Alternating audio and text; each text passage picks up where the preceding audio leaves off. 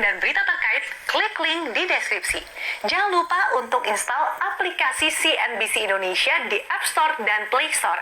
Jangan lupa untuk subscribe ya. Antoni Salim yang merupakan konglomerat pemilik Salim Group sekaligus bos Indofood baru-baru ini dikabarkan memborong saham perusahaan penyedia layanan data center. Nama sang generasi kedua grup Salim ini memang tercatat sudah malang melintang di bursa saham. Lantas seberapa besar kekayaan Antoni Salim melalui kepemilikan saham di pasar modal? Selengkapnya akan kami ulas untuk Anda dalam sepak terjang Antoni Salim di bursa saham.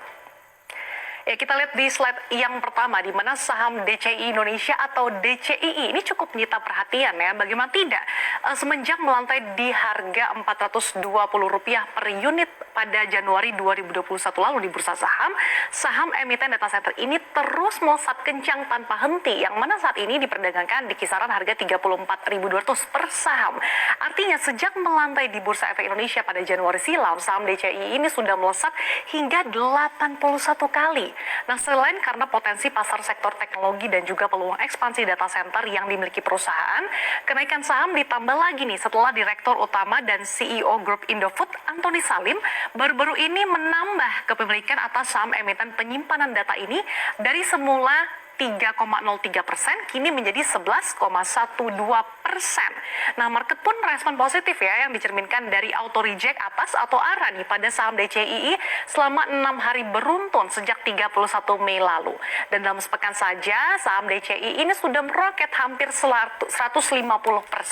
Nah, berdasarkan data KSEI per 2 Juni 2021, transaksi pembelian ini dilakukan pada 31 Mei 2021 dengan harga Rp5.277 per saham. Dengan demikian, total saham baru yang dibeli oleh Antoni Salim ini sejumlah 192,74 juta atau sekitar 8,09%. Sehingga nilai transaksi ini mencapai 1,01 triliun rupiah. Langkah borong saham DCII yang dilakukan Antoni Salim ini membuat harta kekayaannya kian menggunung. Dalam aksi ini, Antoni meraih capital gain atau cuan bahkan hingga hampir 4 triliun, yaitu 3,56 triliun rupiah.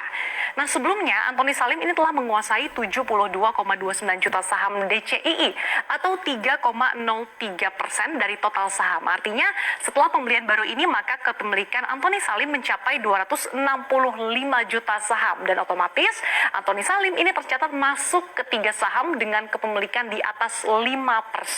Nah, kenaikan ini tentunya membuat para pelaku pasar jadi penasaran gitu ya, sebenarnya masih berinvestasi nggak ya untuk mengejar kereta ini, masih bisa nggak ya? Nah, tapi secara valuasi kalau kita lihat sebenarnya setelah melesat kencang saat ini saham DCII bisa dikatakan diperdagangkan dengan valuasi yang sangat premium.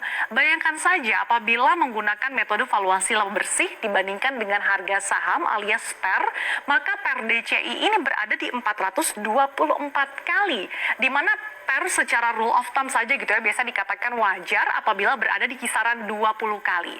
Sedangkan apabila menggunakan metode valuasi menggunakan nilai buku dibandingkan dengan harga sahamnya alias PBV, kalau dengan nilai buku sebesar hanya Rp385 per unit, maka PBV DCI saat ini berada di angka 88 kali, yang tentunya tergolong sangat mahal. Kita lihat lagi di slide berikutnya. Nah, selain DCII, berdasarkan data KSEI per 22 Maret 2021, sebelumnya Antoni Salim ini juga sudah menggenggam 9,08% saham Elang Mahkota Teknologi alias MTEK atau setara dengan 5,12 miliar saham senilai 12,4 triliun rupiah. Yang ini merupakan milik emiten konglomerasi yang dikuasai Taipan Edi Saryatmaja.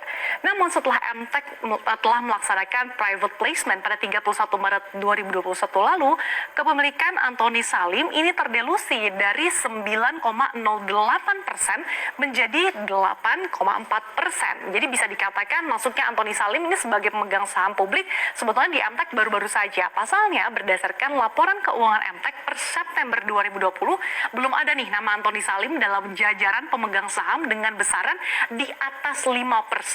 Dan kalau dilihat nih berdasarkan price performance, saham MTEK sudah melesat hingga 60% secara year to date. Nah, pada awal tahun ini, Grup Salim melalui anak usahanya yang bergerak di bisnis asuransi dan dana pensiun atau Indolife Pensiun Tama ini memborong saham Bank Mega.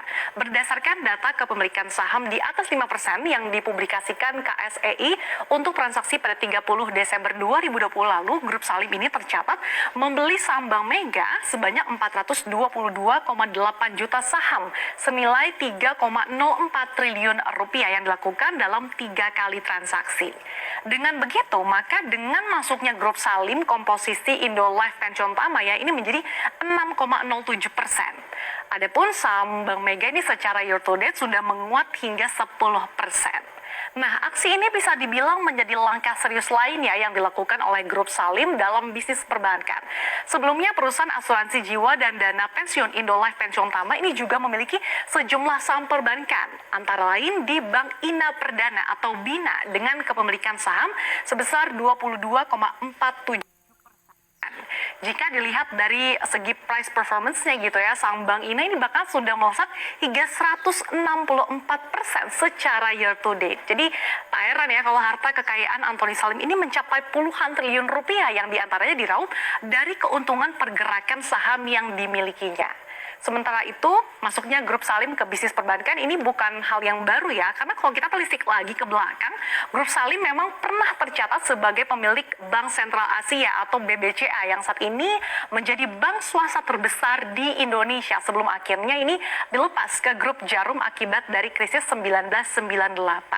Sudah lama juga diketahui bahwa bos besar Grup Indofood, Anthony Salim ini memiliki kepemilikan saham pribadi di Bank BBCA dengan kapitalisasi pasar terbesar di Bursa Efek Indonesia ini. Namun, pada laporan keuangan BBCA hingga kuartal 1 2021, namanya tidak muncul lagi nih di daftar komposisi pemegang saham perusahaan. Tapi saat dikonfirmasi, Presiden Direktur BCA Yahya Setiatmaja mengatakan kalau porsi kepemilikan milik Anthony Salim saat ini sudah termasuk nih dalam saham yang dipegang oleh publik yang saat ini sebesar 45,05%. Sebelumnya, dalam laporan keuangan akhir 2019 BBCA, Anthony Salim ini tercatat memiliki saham BBCA hingga 1,76%. Nah, selain ketiga saham yang tadi sudah kita bahas, Anthony Salim ini juga tercatat sebagai salah satu pemilik saham terbesar di Indomaret, yaitu Indo Retail Makmur Internasional dengan kode saham DENET. Nah, berdasarkan data Bursa Efek Indonesia per 30 April 2021, Anthony Salim ini memiliki 25,3% atau sebanyak 3,56 miliar saham yang nilainya ini bisa mencapai 11,7 triliun rupiah berdasarkan harga saham DENET ini pada penutupan perdagangan kemarin.